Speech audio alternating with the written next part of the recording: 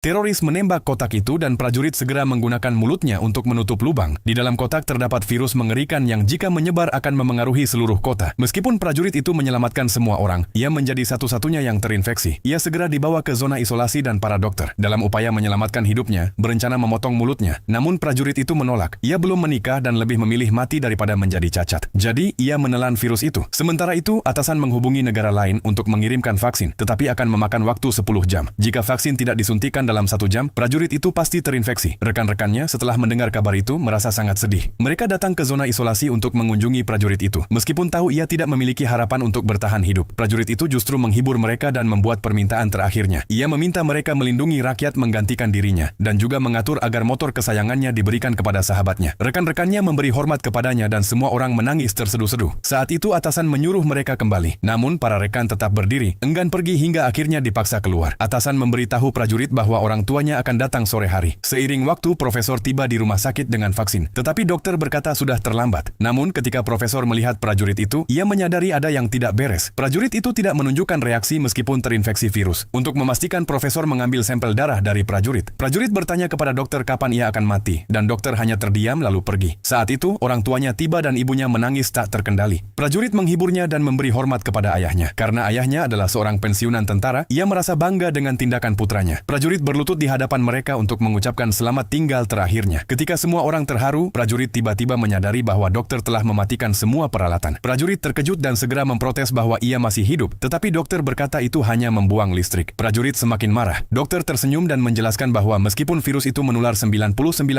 prajurit tersebut memiliki kekebalan alami dengan antibodi bawaan. Semua orang pun bergembira. Prajurit, penuh kegembiraan, mencium pipi dokter. Dokter marah dan segera mendorongnya menjauh. Sementara itu, sahabat prajurit sedang memegang motor itu dan menciumnya. Ia tidak lagi sedih. Sebaliknya, ia merasa bahagia dan langsung melaju dengan motor itu, yang membuat rekan-rekannya kesal. Sahabatnya menjelaskan bahwa karena prajurit itu telah meninggal, mereka akan memperlakukan motor itu sebagai sesuatu yang sangat ia cintai. Ia dengan riang terus melaju kencang. Tetapi pada detik berikutnya, ia melihat sesuatu yang mengerikan.